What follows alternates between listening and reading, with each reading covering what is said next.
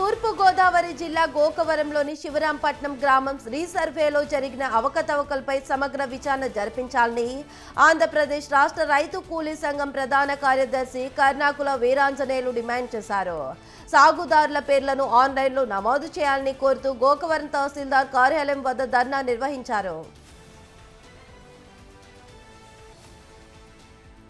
కొమురం భీం ఆసిఫాబాద్ జిల్లా వాంకిడి మండలంలోని సరిహద్దు గ్రామాల్లో పశువుల అక్రమ అడ్డాలపై ఆసిఫాబాద్ ఏఎస్పీ చిత్తరంజన్ బైక్ పై మస్టీలో వచ్చి మెరుపు దాడులు చేశారు.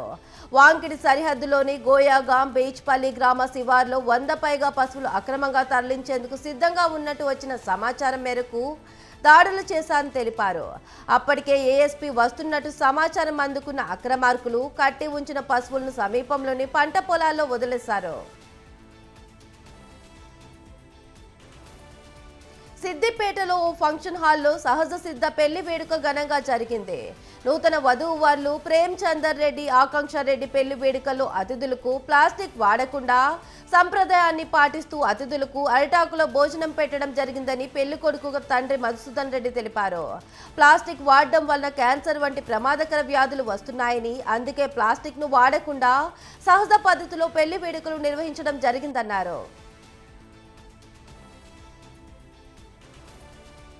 అజంజాహి మిల్లు భూముల కబ్జాపై మావోయిస్టు పార్టీ లేఖ విడుదల చేసింది. తప్పుడు పత్రాలతో కార్మికులను మోసం చేసి భూమిని ఓం నమ శివాయ గొట్టెముక్కల నరేందర్ కాజేశారని లేఖలో పేర్కొన్నారు. ప్రస్తుతం అధికార కాంగ్రెస్ పార్టీలోని కొంతమంది కబ్జాదారులకు అండగా నిలుస్తున్నారని, న్యాయబద్ధంగా ఆ భూమి కార్మికులకే చెందాలని పెద్దపల్లి జిల్లాల డివిజన్ కార్యదర్శి వెంకటేష్ పేరుతో లేఖ విడుదలైంది. కామారెడ్డి జిల్లా వ్యాప్తంగా వసంత పంచమి వేడుకలు ఘనంగా ప్రారంభమయ్యాయి. జిల్లాలోని పలు ప్రాంతాల్లో సరస్వతీదేవి విగ్రహాలు, చిత్రపటాలకు ప్రత్యేక పూజలు నిర్వహించారు. అనంతరం చిన్నారులచే అక్షరాభ్యాస కార్యక్రమాలు చేపట్టారు. ఈ సందర్భంగా అర్చకులు వసంత పంచమి పండుగ విశిష్టతను తెలిపారు. నాగర్ కర్నూలు జిల్లాలో విషాదం చోటు చేసుకుంది. సినిమాకు వెళ్ళడానికి తన తండ్రి డబ్బులు ఇవ్వలేదని మైనర్ బాలుడు ఉరివేసుకుని ఆత్మహత్యకు పాల్పడ్డాడు. డబ్బులు ఇవ్వలేదని మనస్తాపంతో ఉరివేసుకుని కార్తిక్ ఆత్మహత్య చేసుకున్నాడు. దీంతో తల్లిదండ్రులు కన్నీరు మున్నీరవుతున్నారు.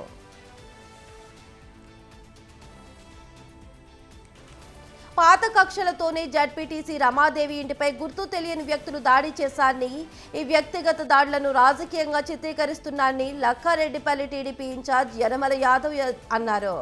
జడ్పీటీసీ ఇంటిపై దాడికి మంత్రి రామ్ ప్రసాద్ రెడ్డికి టీడీపీ నాయకులకు ఎటువంటి సంబంధం లేదని ఆయన తెలిపారు. దాడులను తమ నాయకుడు మంత్రివర్యులు రామ్ ప్రసాద్ రెడ్డి ఎప్పుడు ప్రోత్సహించారని తెలిపారు. విశాఖ జిల్లా గోపాలపట్నంలో జిల్లా పరిషత్ హైస్కూల్ విద్యార్థులు అస్వస్థతకు గురయ్యారు. స్కూల్లో దుర్గంధ వాసన రావడంతో తీవ్ర అస్వస్థతకు గురై విద్యార్థులు వాంతులు చేసుకున్నారు. దీంతో 9 మంది విద్యార్థులను గోపాలపట్నం ప్రభుత్వాసుపత్రికి తరలించారు. నాగర్ కర్నూలు జిల్లా బిజ్నాపల్లి మండలం మహాదేవునిపేటలో దారుణం జరిగింది.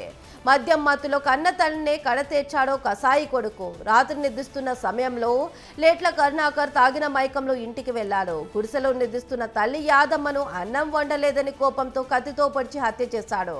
ఈ విషయం ఎవరికీ చెప్పకుండా కరుణాకర్ గుడిసెకు తాళం వేసి 2 రోజులు అలాగే దాచిపెట్టాడు. అయితే 3వ రోజు ఇంటి పక్కల వారికి దుర్వాసన రావడంతో విషయం వెలుగులోకి వచ్చింది. పోలీసులు మృతదేహాన్ని పరిశీలించి కేసు నమోదు చేసి దర్యాప్తు చేస్తున్నారు. లక్ష డప్పులు 1000 గొంతులు కార్యక్రమాన్ని విజయవంతం చేయాలని ఎంఆర్పీఎస్ రాష్ట్ర ప్రధాన కార్యదర్శి సాయన్న పిలుపునిచ్చారు. నాగర్ కర్నూలు జిల్లా కల్వకుర్తిలోని ఎంఆర్పీఎస్ బాధిత ఉద్యోగుల ఆధ్వర్యంలో డప్పులతో ర్యాలీ నిర్వహించారు. తహసీల్దార్ కార్యాలయం నుంచి పాలమూరు చౌరస్తా వరకు డప్పులతో కందం తొక్కారు. అనంతరం అంబేద్కర్ విగ్రహానికి పూలమాలలు వేసి నివాళులు అర్పించారు. ఫిబ్రవరి 7న హైదరాబాద్లో నిర్వహించిన లక్ష డప్పుల 1000 గొంతుల పోస్టర్ ఆవిష్కరించారు. ఫిబ్రవరి 7న తమ ఆకాంక్షలు దాటుతామని తెలిపారు. విజయనగరం జిల్లా హరివిడి వెటర్నరీ కళాశాలలో చదువుతున్న విద్యార్థులు ఆందోళన కొనసాగుతుంది.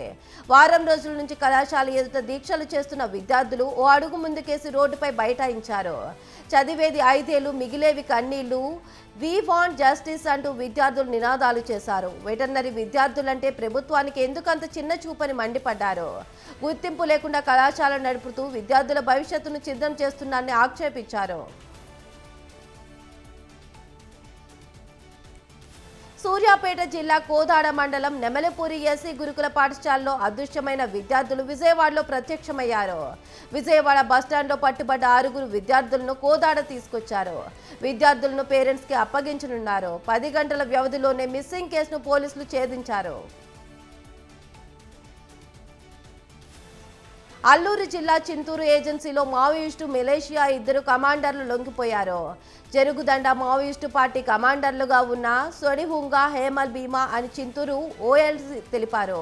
మావోయిస్టు సిద్ధాంతాలకు విసుగు చెంది జనజీవన సవంతిలో వచ్చినట్టు తెలిపారు. ఎల్వీఎస్ కమాండర్గా వ్యవహరిస్తున్న సోడే ఒంగపై 5 లక్షల రూపాయల రివార్డ్, హేమల భీమాపై ₹1,00,000 రివార్డు ఉన్నట్లు వెల్లడించారు. ప్రభుత్వం ఏర్పాటు చేసిన పలు పథకాలకు ఆకర్షితులైనట్టు మీడియాకు వివరించారు. సంగారెడ్డి జిల్లా జహీరాబాద్ పట్టణంలోని ఓ బంగారు దుకాణం యజమాని తన వద్దకు వచ్చే కస్టమర్ల వద్ద నుండి బంగారు ఆభరణాలు చేపిస్తామని నమ్మించి 80 లక్షల ఆభరణాలతో పరారీ అయ్యాడు. బాధితులు పోలీస్ స్టేషన్లో ఫిర్యాదు చేయడంతో విచారణ చేపట్టిన పోలీసులు యాజమానితో పాటు మరో 2 పట్టుకున్నారు. జహీరాబాద్ కోర్టు రిమాండ్ విధించింది. తాళం వేసిన ఇంట్లో దొంగతనానికి పాల్పడిన ఘటన పెద్దపల్లి జిల్లా జూలపల్లి మండలం వడకాపూర్లో చోటు చేసుకుంది. దుంపటి తిరుపతి అనే వ్యక్తి తాళం వేసి ఇంటికి ఎదురుగా ఉన్న పెళ్లికి వెళ్లాడు. అదే అదునుగా భావించిన దుండగులు ఇంట్లోకి చొరబడి ₹1,06,000 ఎత్తుకెళ్లారు. తిరుపతి ఇంటి నుంచి వచ్చి చూడగా బీరువా తలుపులు తెరిచి ఉన్నాయి. బీరువాలో ఉన్న బ్యాగులోని డబ్బులు చోరీకి గురైనట్లు గుర్తించి జూలపల్లి పోలీసులకు సమాచారం అందించారు. పోలీసులు వడకాపూర్ గ్రామానికి చేరుకుని విచారణ చేపట్టారు. జోగులాంబ జిల్లా అలంపూర్లో అష్టాదశ శక్తిపీఠాల్లో 5వ శక్తిపీఠం అయిన జోగులాంబ అమ్మవారి ఆలయంలో వార్షిక బ్రహ్మోత్సవాలు ఘనంగా జరిగాయి. చివరి రోజున వసంత పంచమి నిజరూప దర్శనం అమ్మవారు ఇచ్చింది. 1,800 కళాస్థాపన, మహాపూర్ణాహుతి, నిజరూప దర్శనం, సహస్ర ఘటాభిషేకం, నిజరూప దర్శనం భక్తులు ప్రసన్నం చేసుకుంటారు. భక్తులు భక్తి శ్రద్ధలతో పూజా కార్యక్రమంలో పాల్గొన్నారు. తెలంగాణ, ఆంధ్రప్రదేశ్, కర్ణాటక వివిధ రాష్ట్రాల నుండి భక్తులు పెద్ద సంఖ్యలో పాల్గొన్నారు.